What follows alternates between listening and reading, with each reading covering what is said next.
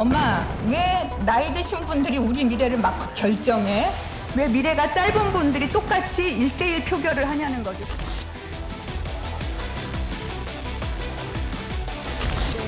지난 일요일 청년자담회에서의 제 발언에 대한 여러 비판과 논란에 대해서 사과의 말씀을 드립니다. 그리고 어르신들의 마음을 상하게 한 점에 대해서는 더욱 정중히 사과드립니다. 어르신들의 헌신과 경륜을 존중해야 한다는 말씀 새겨듣겠습니다.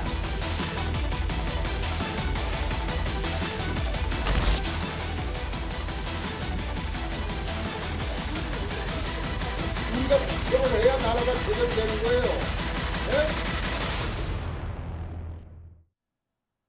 네, 잘못을 인정하고 용서를 비는 행위. 죄송하다는 게 누군가에겐 굉장히 어려운 일인가 봅니다. 김은경 민주당 혁신위원장 노인 폄훼 발언 논란이 일어난 지 나흘 만에 사과를 했는데요. 이 사안 짚어보고 가겠습니다.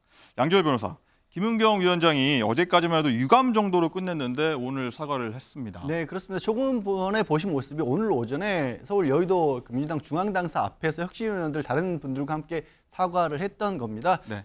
이제 굉장히 불편한 마음을 들여서 죄송하다라는 것, 그리고 특히 이제 어르신들에게는 다시 한 번 더 마음 상하게 한 점에 대해서 다시 사과드린다라고 두 번 이제 강조를 한 셈이었고요. 그리고 이제 그 배경에 대해서 한 번 더 설명을 했습니다. 지난 2일이었죠. 행사장에서 본인이 그 어린아이하고 어린 친구랑 얘기를 하는 과정에서 왜 투표장에 가야 되는지를 설명하는 과정에서 예시를 부적절하게 들었다. 이런 부분에 대해서 오해를 불러일으켰다라는 것과 함께 또 자기도 이제 곧 뭐 60대가 되기 때문에 노인을 폄하한다라는 생각을 할 수가 없는 거 아니냐라는 얘기, 또 이 교수 출신이다 보니까 정치적으로 이게 오해를 불러올 수 있다라는 점에 대해서도 정치적 언어에 서툴렀다, 이런 점을 또 좀 얘기를 하기도 했습니다. 저는 이제 사과하는 모습을 봤는데 사과하고 나서 이제 취재진 질문을 받잖아요. 근데 뒤에 있는 당 관계자가 좀 서둘러서 좀 제재하고 좀 들어가려는 모습이 좀 보이더라고요. 어떤 모습으로 해석할 수 있을까요? 글쎄요. 일단 뭐 다음 찾아가는 일정도 잡혀 있었다라고도 하고, 또 김은경 위원장이 이제 앞에서도 저도 이제 이미 해명이라고 본인이 설명했던 부분을 이미 말씀을 했었잖아요. 근데 그 부분이 오히려 더 크게 공분을 일으켰던 부분인데, 이제 결국 기자분들이 질문을 하게 되면 또 왜 그렇게 말이 나올 수 있는지를 얘기하다 보면 또 어찌 보면 또 더 불편하게 만들 수 있기 때문에 네. 기왕하는 사과에 대해서 토달지 말고 거기서 끝내라, 이런 의미가 아니었을까, 그냥 제 추측입니다. 네, 그렇군요. 이현정 의원, 네. 이 교수라서 철없이 지내 정치 언어를 잘 몰랐다. 그리고 국민의힘에선 이 발언을 두고도 교수 사회를 철없는 집단을 만들었다, 이렇게 지적했습니다. 이런 김 위원장의 사과 어떻게 좀 들으셨어요? 그러니까 지금 김은경 위원장은 일단 말만 하면 지금 거의 폭탄이 되는 것 같아요. 자, 그게 어떤 일반적인 평균적인 상식에 어긋나기 때문에 지금 문제가 되는 거 아니겠습니까? 저는 처음에 저 발언을 듣고 큰일 났다 생각을 했는데 그 김은경 위원장과 혁신위원회는 이 문제가 큰일 났다고 생각하는 게 나흘이나 걸렸습니다. 자, 이게 도대체 그러면 많은 분들이 이 발언 자체가 문제가 있다라고 했는데 왜 혁신위에 있는 멤버들은 이걸 나흘 동안 몰랐을까? 그러니까 그게 결국은 혁신위가 뭔가 일반 평균적인 상식과는 좀 다르게 움직이고 있다는 거. 두 번째는 오늘 지금 사과하는 모습을 보니, 사과라는 건요, 시점도 중요하고 그다음에 진정성도 중요하고 방식도 중요합니다. 근데 오늘 이 사과하는 장면을 보면 이 세 가지를 다 갖추지 못했어요. 그냥 시점도 너무 늦었다는 것이고요. 방식도 너무 짧게 했습니다. 그냥 간단하게 몇 줄 읽고 끝난 거예요. 그러니까 뭐냐면 사람들이 느끼기에 왜 본인이 그 말이 잘못됐는지, 왜 과거 세대, 그러니까 예를 들어서 어르신들이 어떤 기여를 했는지, 이런 부분에 대한 구체적인 설명이 없어요. 그리고 또 사고 날까 싶어서 그냥 빨리 끝내고 들어가는, 억지로 뭔가 사과를 하는 모습들을 비췄단 말이에요. 그러니까 오히려 이거 자체가 저는 마이너스라 드는 것이고, 세 번째는 진정성을 느끼지 못하는 겁니다. 아니, 교수가 다 문제입니까? 자기가 문제잖아요. 이 문제를 빗대건 자기가 문제지, 교수라서 이게 정치 언어에 능숙하지 못했다? 아니, 그러면 정치 언어가 따로 있고 일반 언어가 따로 있습니까? 교수들 다 그렇습니까? 그러니까 교수사회 전체를 매도하는 거예요. 문제의 본질은 본인한테 있는 겁니다. 그러니까 본인이 문제를 삼아야 되는데 본인이 문제가 아니라 교수가 다 그렇다. 그리고 정치 언어를 내가 몰라서 그렇다. 여의도 문법 몰라고 나는 그냥 일반 언어만 해서 그렇다. 이런 식으로 자꾸 문제를 피해 나가려고 하는 거잖아요. 그렇기 때문에 이런 사과에도 불구하고 아직 여전히 지금 문제의 본질을 못 느끼고 있는 게 아닌가, 그런 의구심을 갈 수밖에 없습니다. 네. 김 위원장은 사과를 하고 나서 이 발언에 대해서 규탄 성명을 냈던 대한노인회를 찾아가서 다시 사과를 했는데요. 영상 보고 오시겠습니다. 마음 상하게 해드린 거 너무 죄송스럽게 생각하고 마음 푸셨으면 좋겠다는 생각 말씀드립니다. 정신 차리고 앞으로는 절대로 그런 일 없길 바랍니다. 정신 차려. 정신 차려라고 정신 차려. 진정성을 갖고 사과도 하고 다시는 일이 없도록 하고 다른 사람도 역대 이런 망언을 해가지고 이랬는데 노인에게 앞으로 개우하고 대접하는 그런 발언을 잘 해주길 바랍니다. 다시 앞으로 이렇게 가벼운 언사를 하지 않도록 조심하겠습니다. 네, 네, 사진을 치는 모습을 볼 수 있었는데요. 앞서 어제 민주당 지도부도 2차례나 대한노인회에 가서 사과를 했었는데요. 어제 분위기도 한번 보시겠습니다. 오해를 불러일으키게 되는 표현을 써서 정말 죄송하다고 생각합니다. 정동영 씨가 그때 노인 폄하 발언회가 500만 표 차이로 떨어졌습니다. 네. 그럼 내년 4월에 국회의원 선거인데 당을 망치려고 드는 발언이죠. 그런 발언은 제가 뭐 이렇게 표현을 잘 못 쓴 것도 있지만 되게 억울합니다. 김은경 위원장님도 그런 뜻으로 말한 게 아니라고 분명히 얘기를 했고 전국에서 분노하는 노인을 대신해가지고 아미라사한테 때려야 그 사람들이 속이 풀릴 건데 뺨을 때릴 수는 없고 내가 명함이라도 하나 때립니다. 네, 앞으로 죄송합니다. 네. 각성하시고 네. 김준일 에디터. 김 위원장이 사실 빨리 인정하고 사과했더라면 이 사태까지는 오지 않았을 것 같아요. 그러니까요. 그러니까 위기관리 커뮤니케이션에 이제 기본적인 몇 가지 원칙들이 있는데 네. 하나는 사과를 할 때 토를 달지 말아라. 그리고 또 하나는 위기의 본질이 아니라 위기에 대응을 하면서 또 다른 위기를 만들지 말아라. 뭐 이런 것들이 있거든요.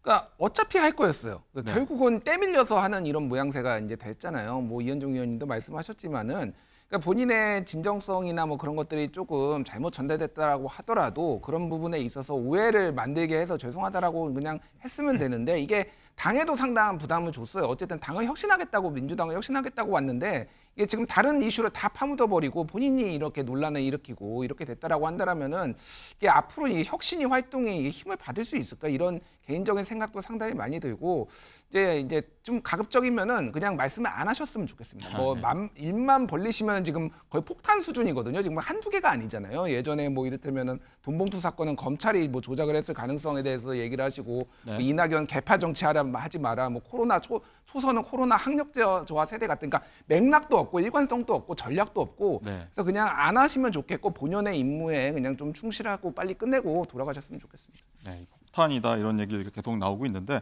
일단 논란에 민주당 내에서도 혁신위에 대한 불만이 상당한 것 같습니다. 관련 발언 들어보겠습니다. 김은경 신위원장 개인의 문제가 아니라 이 혁신위원회 이게 실패하게 되면 민주당의 희망이 사라지는 것이고 민주당의 댐이 사라지는 것이거든요. 예. 저부터 앞으로 실수하시면 저부터 나서서 혁신위원장 사퇴하라고 제가 나서서 제가 이야기할 겁니다. 이제는 알겠습니다. 정말 피가 철철 넘치는 혁신하십시오. 혁신의 어떤 내용들이 좀 국민들에게 잘 전달되지 않고 제시되고 있지 않기 때문에 오히려 뭐 혁신위 구성원들의 발언이 더 논란이 되고 있는 그런 안타까운 상황인데요. 그래서 본연의 임무에 보다 더 충실하셨으면 좋겠다. 그다음 정치가 그게 만만한 게 아닙니다. 밖에서 논평하고 비판할 때는 쉬울지 모르지만 만만한 게 아니거든요. 국민 전체의 마음을 헤아려야 되는데 일각에서는요 당사자들이 일축하긴 했지만 이 김은경 위원장을 비롯한 혁신위원들이 내년 총선 출마 때문에 이런 행보를 보이는 것 아니냐고도 하거든요. 왜냐하면 이제 지금 혁신위가 어떤 당의 문제에 대해서 좀 깊이 천착하고 문제를 좀 뭔가 대안을 만들어내야 되는데 지금 하는 걸 보면 전국 순회를 하고 있습니다. 그래서 뭐 강연도 하고 있고 뭐 이렇게 하고 있어요. 그리고 또 뭐 막 설문조사도 합니다. 근데 이것 자체가 과연 지금 당의 문제점을 몰라서 할 것인가?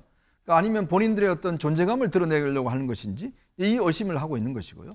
그렇기 때문에 지금 혁신위원들도 그렇지만 저는 처음에 깜짝 놀란 게 뭐냐면 처음에 이 문제가 불거졌을 때 사과할 계획이 없습니다. 라고 혁신위 대변인이 그렇게 이야기를 하더라고요. 아니 이분들이 지금 이 민심을 도대체 알고 있느냐라는 의문이 들 정도잖아요. 네. 그러니까 뭔가 자신들의 어떤 이 위상 자체를 뭔가 당 위에 있는 존재처럼 그리고 또 혁신위의 방향성에 대해서 내부적으로 전혀 공감대가 없는 것 같아요. 혁신이라는 게 뭐냐면 지금 민주당이 처하고 있는 여러 가지 지금 어려움이 있는데 이 원인이 뭔지 이걸 찾아내서 푸는 문제인데 지금 당장 뭐 공천 문제라든지 그다음에 뭐 지금 체포동의안 문제 처음부터 뭐 제기를 했다든지 그러니까 먼저 고민 없이 지금 자꾸 불쑥불쑥 문제를 제기하고 있는 거거든요. 그것도 혁신위원들이 다음에 이제 총선 공천을 바라는 게 아니냐 이런 또 의심도 사고 있는 거기 때문에 네. 저는 그래서 이미 이런 발언으로 혁신위가 더 이상 동력을 갖기는 어렵지 않겠는가라는 그런 참 참담한 어떤 비관적인 전망할 수밖에 없는데 어쨌건 국민들이 원하는 것은 국민들의 평균적인 상식입니다. 상식에서 바라봐야지 자꾸 저렇게 본인들이 어느 상식과는 동떨어진 것을 바라보면 계속 문제를 일으킬 수밖에 없는 것 같아요.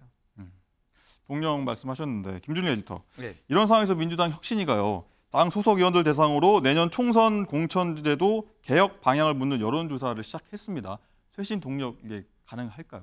그러니까 이게 민주당의 뭐 소위 말하는 시스템 공천의 룰이 지금 올해 이제 봄에 결정이 된 상황이었어요. 그래서 이거를 이제 다시 손대는 게 맞느냐라는 거 가지고 상당히 이제 논란이 좀 있거든요. 거기에서도 이를테면 뭐 현역 의원들이 너무 유리하니까 정치 신인들한테 가산점을 더 준다라든지 이런 식으로 룰이 약간 변경이 된 부분이 있습니다. 네. 그래서 이게 누구도 만족시키기 어려운 부분이에요. 사실 이거는 뭐 혁신위가 뭐 잘하고 못하고를 떠나서 공천 룰은 매우 민감한 문제이기 때문에 굉장히 어려운 문제고 또 하나는 이제 대의원 제도에 이제 어느 누가 권리당원이나 이 뭐 대의원의 비율을 어떻게 하느냐 이것도 물론 뭐 당에서는 중요할 수 있는데 국민들이 보기에는 이게 뭐 무슨 혁신하고 무슨 상관이지 약간 이렇게 이제 볼 수가 있는 거죠. 그리고 전당대회는 그러니까 이게 그러니까 당대표를 뽑는 건데 지금 총선이 앞에 있잖아요. 이거를 지금 물어봐서 뭔가를 이제 생산적으로 나올 수 있느냐 뭐 이런 의구심들을 또 안에서도 가지고 계시더라고요. 그래서 여러모로 하여간 그러니까 원래도 어려운 상황이었는데 혁신위 위원장의 어떤 권위나 이런 것들이 실추가 되고 또 뭐 이재명 대표 체제를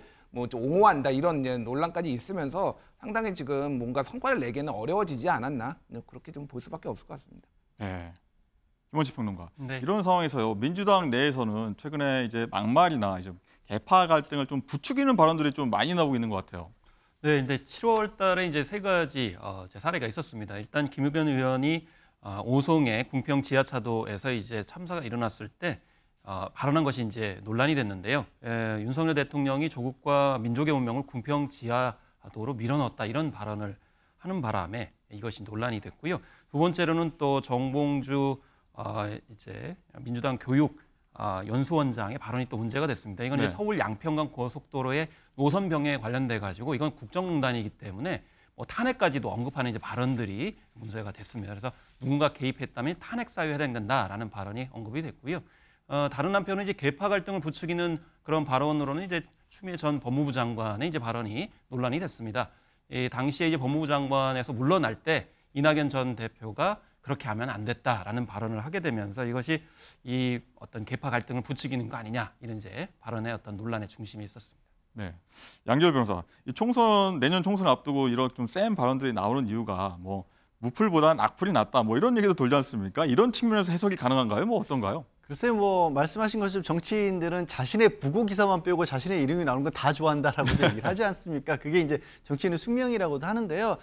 뭐 이 같은 뭐 민주당 예를 들어서 지지하는 분들 사이에서도 굉장히 스펙트럼이 넓죠. 조금 더 강하게 나가기를 바라주는 사람도 있고 그렇지 않은 분들도 있을 수 있고 그래서 이분들 같은 경우는 조금 더 강한 어떤 입장을 좀 대변한다고도 볼 수가 있는데 다만 이 뭐 민주당뿐만 아니라 국민의힘 같은 경우도 이번 총선을 앞두고도 이 양쪽에 대해서 어차피 지지하는 분들의 세력이라고 하는 부분들은 어느 정도 정해져 있고 좀 무당층이라든가 중도층 이렇게 분류되는 분들이 있지 않습니까? 그분들의 마음을 잡는 게 어떻게 더 유리할 것이냐 이런 거를 지도부는 많이 신경을 쓸 것이고 공천을 설령 생각한더라도 아마 당 지도부에서 그런 부분을 염두에 두지 않을 수밖에 없지 않겠습니까? 그래서 이런 부분은 그런 말씀 어떤 강한 의견을 대변하신 분들도 함께 생각을 좀 해주셔야 하지 않을까 싶습니다. 이런 사정 다 떠나서요. 정치권이 좀 품격을 가졌으면 좋겠다 이런 생각이 듭니다.